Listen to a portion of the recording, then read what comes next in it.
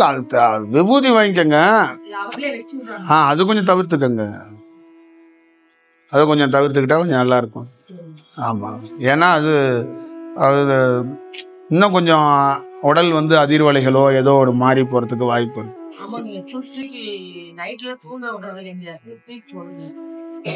தூக்கி போகிறதுல 2-3 காரணங்கள் இருக்குது.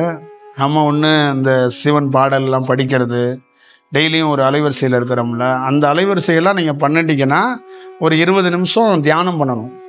மௌனமாக உட்காந்திங்கன்னா தான் உடலை வந்து பலப்படுத்த முடியும். எப்பயுமே உடல் எப்படின்னா, பாட்டு கேட்கறது, மந்திரம் சொல்கிறது, இதெல்லாம் சொல்லிட்டு விட்டுறக்கூடாது. ஒரு 15 நிமிஷமாச்சும் உட்காந்து தியானம் பண்ணி உடலை சமன் பண்ணணும். ஏன்னா அங்கங்கே அந்த அந்த அலைவரிசை வந்து நின்றும். அது நின்றுச்சுன்னா உடலை வந்து ஒவ்வாமை பண்ணும். அப்போ உடலை வந்து சமன் பண்ணணும். நீங்கள் வந்து சாதாரணமாக வந்து திருவாசகத்தை எடுத்து படிச்சிங்கன்னா கூட உங்கள் உடல் கொஞ்சம் மாறும். ஒரு மந்திரத்துக்கு அந்த செயல் உண்டு. அப்போ படிச்சுட்டு மூடி வச்சுட்டு வந்துடக்கூடாது. படிச்சுட்டு மௌனமாக ஒரு 10 நிமிஷம் உட்காரணும். அப்போ தான் அந்த உள்ளே ஏதாவது இருந்துச்சுன்னா எல்லாமே அது கம்ப்ளீட்டாக ஒரு இடத்துல நிற்காமல் அது உடல் முழுக்க அது வாகிக்கிறதுக்கான ஒரு வாய்ப்பை உருவாக்கும். அது எப்பயுமே செய்யணும். தியானம்ங்கிறது பொதுவாக எதுக்குன்னா உடல் முழுக்க பரவப்படணும் தான் தியானம். இங்கே குமிக்கிறோம், குவியல் ஒரு இடத்துல தான். இந்த உடைய அலைவரிசை என்ன பண்ணா உடல் முழுக்க தாக்கணும். அதுதான் விஷயம். அப்போ உடலில் வந்து ஆங்காங்கே ஒரு ஒரு வடிவத்தை வந்து வச்சிட்டோம்னா அந்த அதிர்வலைகளாக ஏற்பட்டுரும். எப்பவுமே நல்லா ஞாபகம் வச்சுக்கணும், அதிர்வலைங்கிறது நல்ல தன்மையெல்லாம் கிடையாது. அதிர்வலைகள்ங்கிறது ஒருத்தருக்கு இருக்கக்கூடாது. அந்த அதிர்வை சமன் பண்ணிக்கணும். போனோடனே எனக்கு ஒரு ஆடுது அப்படின்னா அது வந்து பெரிய சூப்பரான விஷயம் கிடையாது. ஆடக்கூடாது. ஒரு நல்ல அனுபவத்தை பெறக்கூட அவங்க எப்படி இருக்கணும்னா, தியானம் பண்ணுறவங்க உடலை கட்டுப்பாட்டில் கொண்டு வரணும். உடல் ஆடக்கூடாது.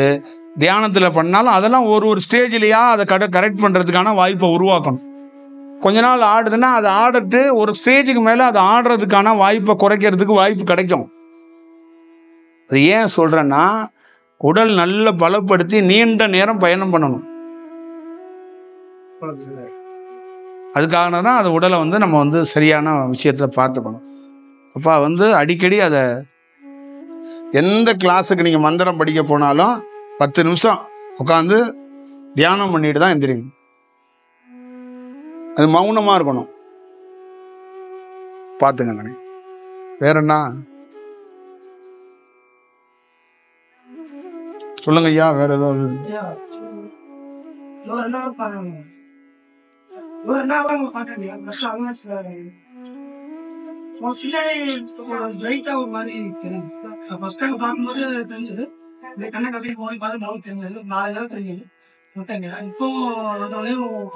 இப்போ உட்காந்து பார்த்துருக்கேன், அங்கதான் தெரியுது.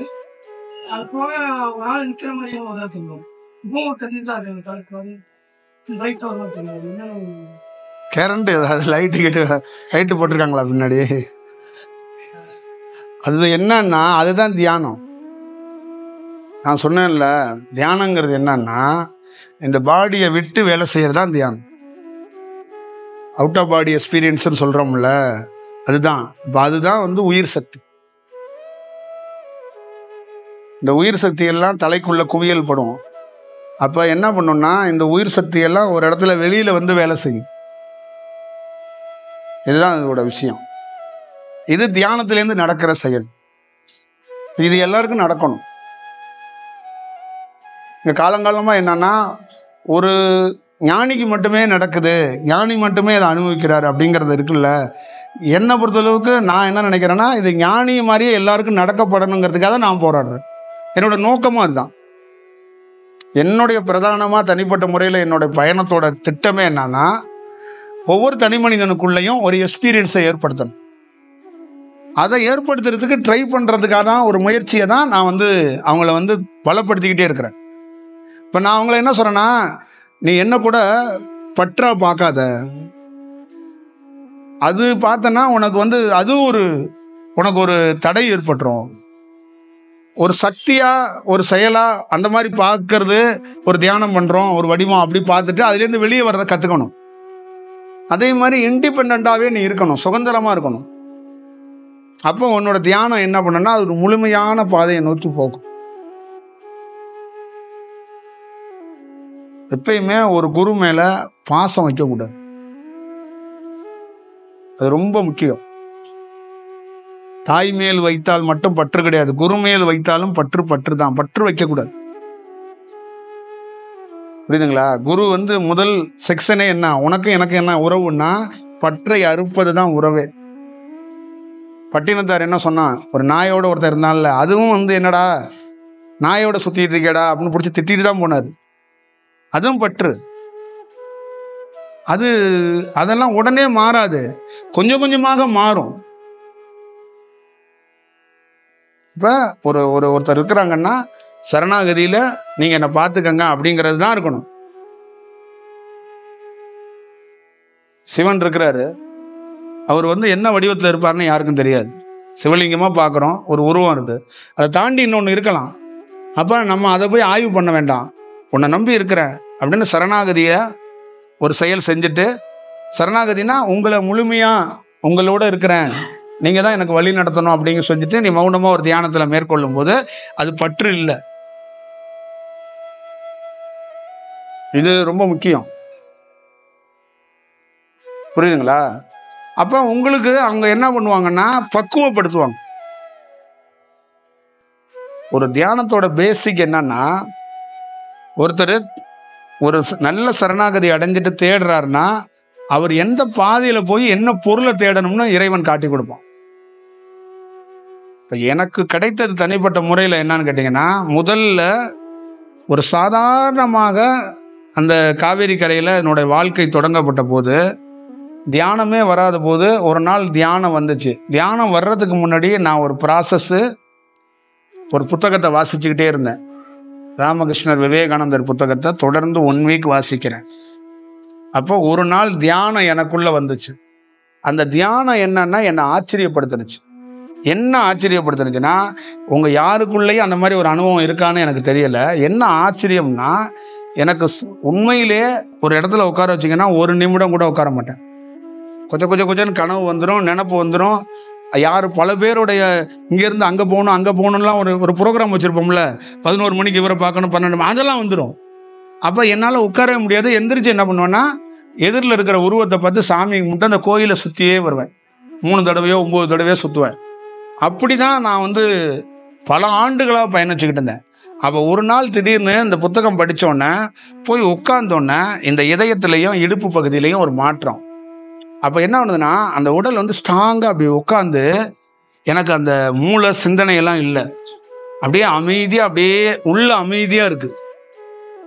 எந்திரிக்கணும்னு தோணலை, அப்படியே அமைதியாக அப்படியே உட்காந்தா எப்படின்னா, இந்த காலுக்கெல்லாம் வலியெல்லாம் இல்லாமல் அப்படியே உட்கார்றதுக்கு அந்த ஸ்ட்ராங்காக உட்காருவாங்கன்னு சொல்லுவாங்கள்ல, அந்த மாதிரி ஒரு சூழல் எனக்கு அமைஞ்சிச்சு. அப்போ எந்திரிக்கிறதுக்கு தோணலை. அதே மாதிரி அந்த சிந்தனைகள்லாம் குறுக்கிடலை. அப்படியே என்ன பண்ணுதுன்னா, உள்ள யாரோ அப்படி அப்படி ஒடுங்கின அப்படி சொல்லுவாங்கல்ல, அந்த மாதிரி ஒரு சுகமான ஒரு செயல். அப்போ அந்த தியானத்தை முடிச்சுட்டு எந்திரிச்ச உடனே எனக்கு ஆச்சரியம்னா ஆச்சரியம், அப்படி ஒரு ஆச்சரியம். என்ன ஆச்சரியம்னா, இது எப்படி நிகழ்ந்துச்சு, இது இது இது எப்படி சாத்தியம் அப்படின்ட்டு அன்னைக்கு முழுக்க நான் என்ன பண்ணேன்னா 25 நிமிஷத்துக்கு ஒருக்கா அது வருதான்னு செக் பண்ணி பார்த்துக்கிட்டே இருப்பேன். அதற்கப்புறம் இங்கேருந்து சென்னைக்கு ட்ராவல் பண்ணி போயிட்டேன். அங்கே போயும் 1 மணி நேரத்துக்கு ஒருக்கா அந்த தியானம் இருக்கான்னு செக் பண்ணி பார்ப்பேன். இப்போ நார்மலாக இருக்கும்போது அந்த தியானம் இருக்காது, உங்ககிட்ட யார்ட்டையோ பேசிக்கிட்டு இருக்கானா இருக்காது. நான் என்ன பண்ணேன்னா உட்காந்து பார்ப்பேன். ஒரு 2 செகண்டில் உடல் அதே மாதிரி மாறிடும். திருப்பி எந்திரிச்சு போய் டீ எல்லாம் குடிச்சிட்டு நண்பர்களோட பேசும்போது தியானம் இருக்காது. இப்போ போயிடுச்சுமா இருக்க, திருப்பி உட்காந்து பார்த்தா அது வந்துடும். அப்போ இதை தான் கனல், இதுதான் முதல் தியானம். அப்போ இது இங்கிருந்து ஸ்டார்ட் பண்ணுறதுக்கான வாய்ப்பை உருவாக்கி கொடுக்கும். அதுக்கப்புறம் என்ன பண்ணேன், சென்னையில் போய் பாம்பன் சாமி அந்த இதுலேயே போய் படுத்துக்குவேன். சென்னையில் பாம்பன் சாமி ஒரு சமாதி இருக்குல்ல, அங்கே போய் அந்த மணல்லே போய் உட்காந்துருப்பேன். சில டைமுங்களாம் அங்கே இருப்பேன்.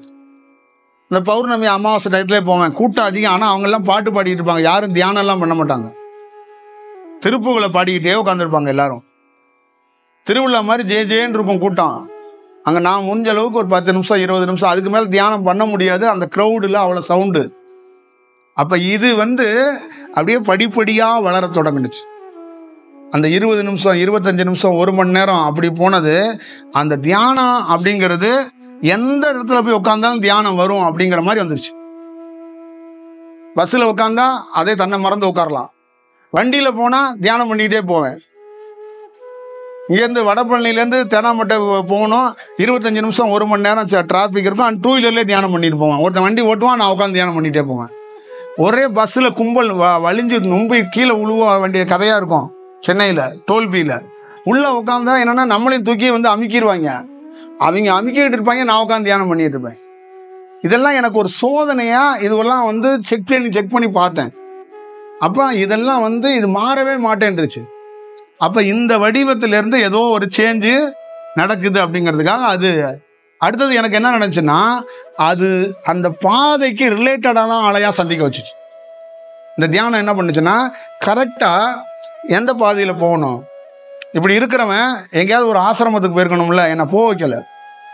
எங்கேயாவது ஒரு குருக்கிட்ட டிஸ்கஷன் பண்ண வச்சுருக்கணும்ல, என்னை செய்ய வைக்கலை. யார்கிட்டையாவது போய் ஜீச்சை வாங்கியிருக்கணும்ல, என்னை செய்ய வைக்கலை. கரெக்டாக திருவண்ணாமலையா, பழனியா, இல்லை சதுரகிரியா, இல்லை கன்னியாகுமரியா, இல்லை பொதிகை மலையா, அது கரெக்டாக ஒரு மேப்பை போட்டு நமக்குள்ளே அது ஒரு ஆழ்ந்து போய் நம்மளை அப்படியே வழி நடத்துனுச்சு. பல வருடங்கள் அதுக்குள்ளே போய் ஒவ்வொரு இடத்துக்குள்ளேயும் உட்காரும்போது இன்னும் மேம்பட்டுக்கிட்டே இருந்துச்சு. அந்த எக்ஸ்பீரியன்ஸை அது ஏற்படுத்துனுச்சு. அப்போ என்னன்னா, நான் எப்படி பார்த்தேன்னா, ஒரு குழந்தை மாதிரி அது வளர்ந்துச்சு. அந்த க்ரோத் இம்ப்ரூவ்மெண்ட் ஆகிட்டே இருந்துச்சு.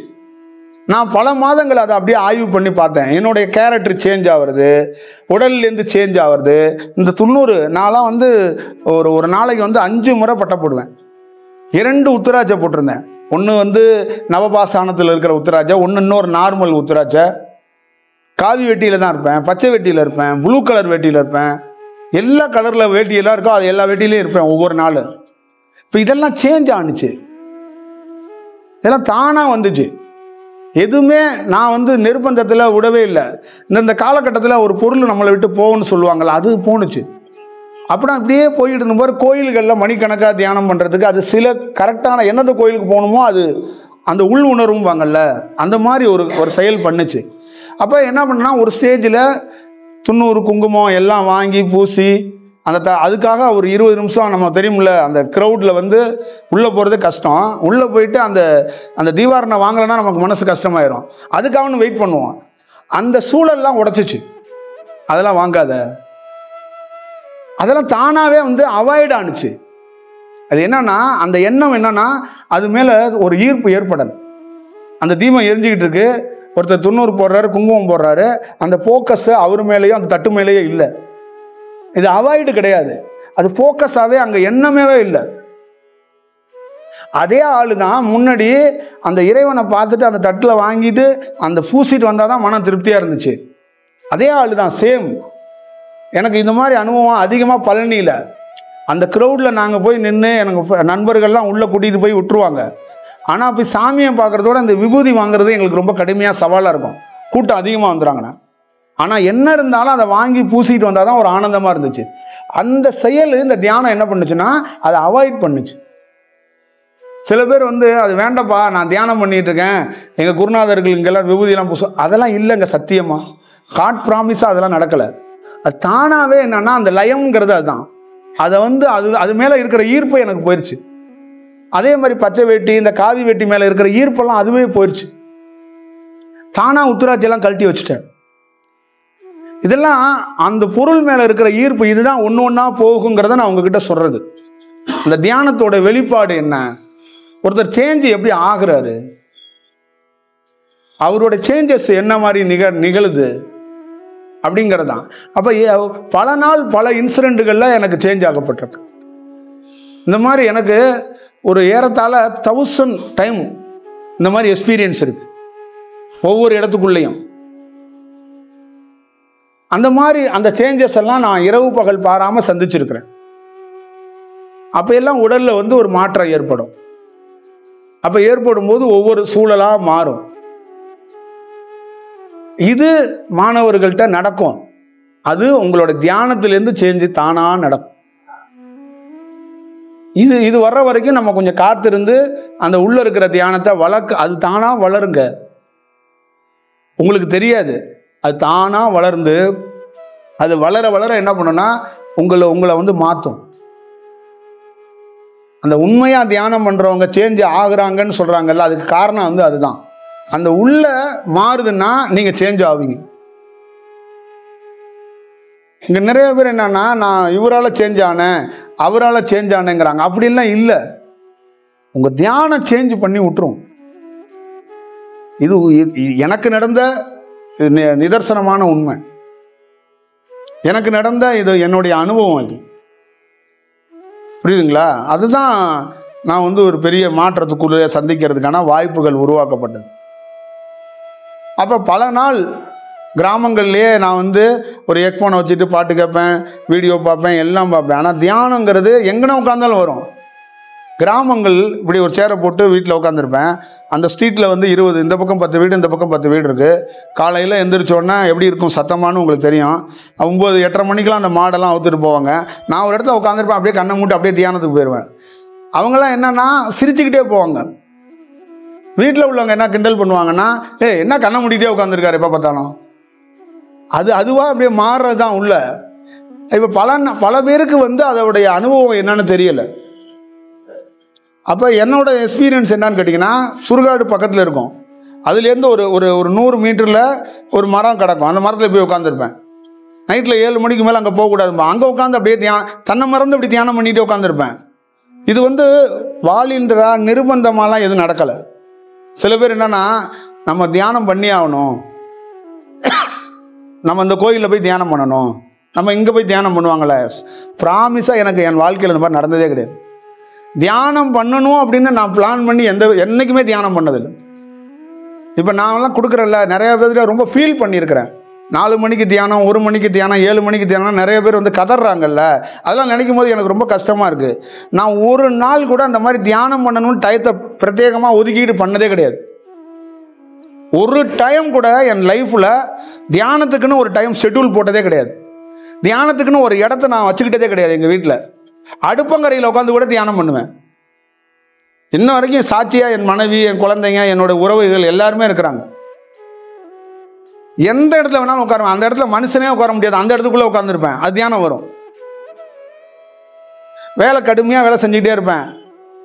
ஏதாவது வேலை கொடுத்துருப்பாங்களா வீட்டில், அந்த வேலை செஞ்சுக்கிட்டே இருப்போம். என்ன வேலை கொடுப்பாங்க? கிராமம், ஒரு மூட்டை துணியை துவைச்சிக்கிட்டே இருப்பாங்க. ஒரு பக்கெட்டில் வச்சு இதை போய் காய வச்சுட்டு வாங்கம்பாங்க. நான் போய் எடுத்துகிட்டு போய் காய வைப்பேன்.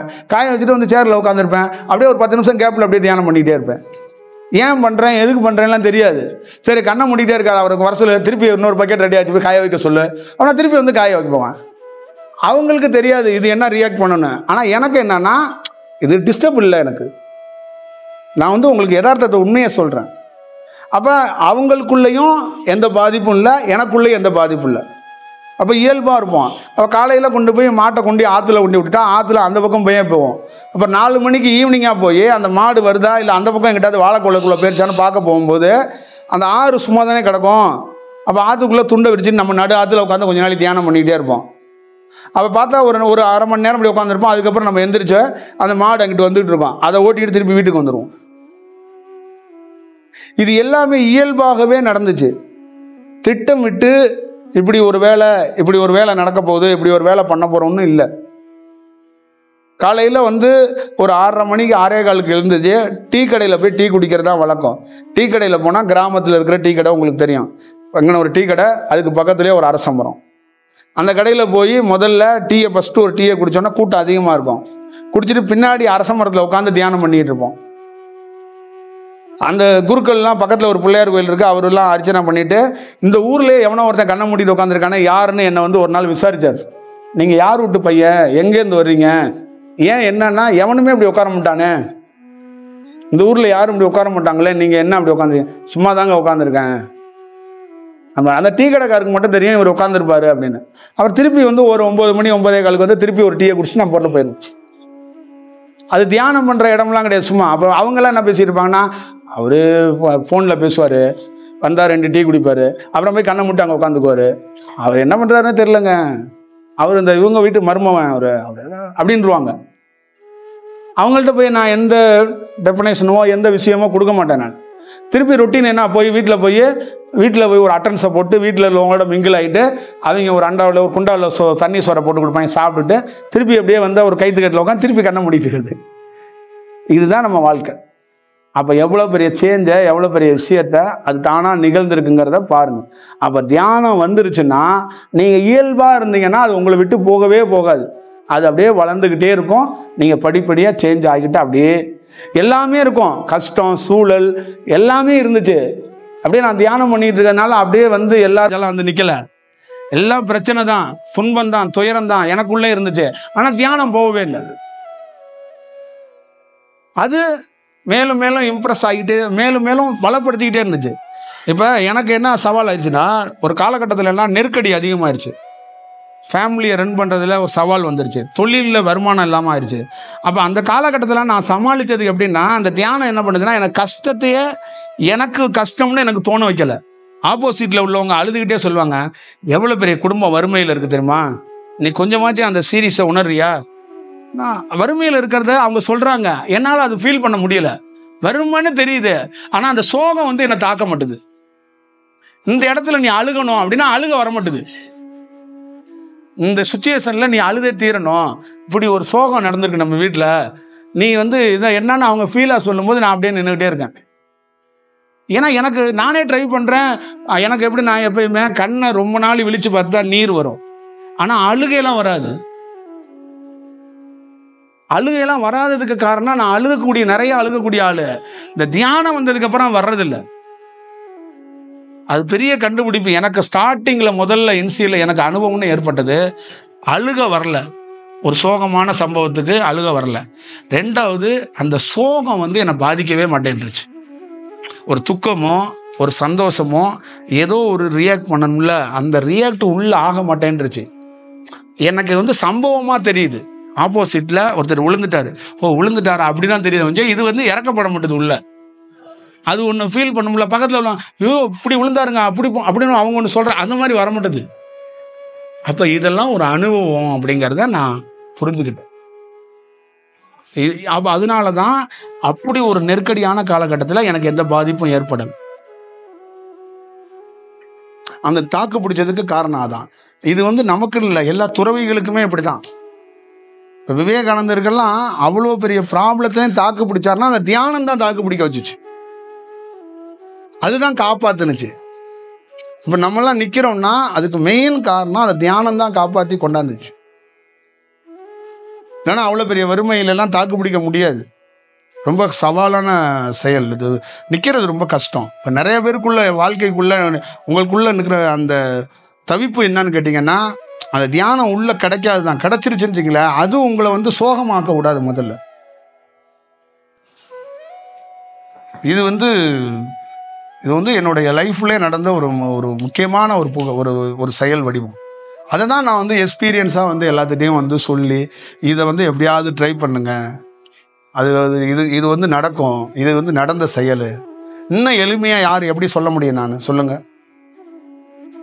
இதுதான் எல்லா காணொலியிலையும் பேசியிருக்கிறது, இதுதான் புத்தகமாகவும் எழுதியிருக்கிறது.